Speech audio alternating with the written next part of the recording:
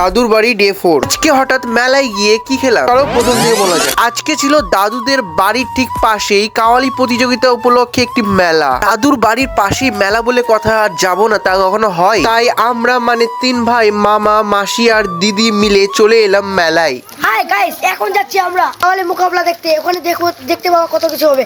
আমাদের সাথে সঙ্গে থাকো, লাইক শেয়ার আমাদের আগে সব কিছু করে দেবো, কমেন্ট বেল আইকন হাই কর দো না বাবা মেলায় আসতেই চোখে পড়লো বিভিন্ন খাবারের দোকান এবং বাচ্চাদের খেলার রাইড। এই সব দেখে চলে এলাম মেলার ভেতরে যেখানে অনুষ্ঠানটি হবে। গাইস এখানে চলে এসেছে বিরাট কাওয়ালি প্রতিযোগিতা, যেটা হলো আমাদের তুলিয়া গ্রামে হচ্ছে। আমরা সকলেই এসেছি। হ্যালো গাইস, এই যে বড় লোক 100 টাকা আনছে পকেটে বাদ দিচ্ছে।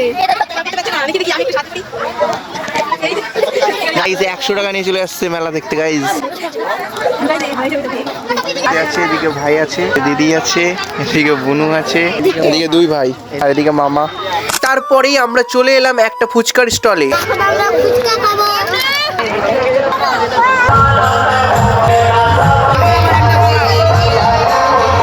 এখান থেকে সবাই ফুচকা খেলাম এবং এই সবের বিল দিল মাসি। নেক্সট একটা চাউমিন এগ রোলের দোকানে এসে আবারও সবাইকে একটা করে রোল খাওয়ালো মাসি। এরপরে যারা যারা চিকেন খায় তাদের জন্য একটা করে নিয়ে নিলাম চিকেন পকোড়া।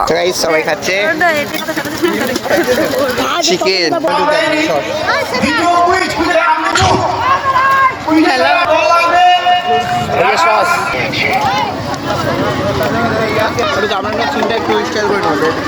শেষ হয়ে গেল আর অল্প আছে।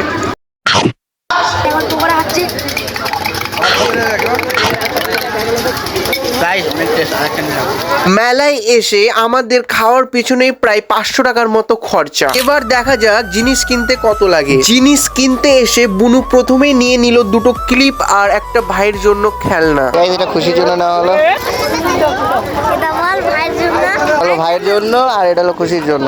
তারপরেই দেখি ভাই নিজের টাকা দিয়ে নিল একটা লেজার লাইট। কথা বলি 40 টাকা বললো, 50 টাকা বললো, 40 টাকা নিলাম।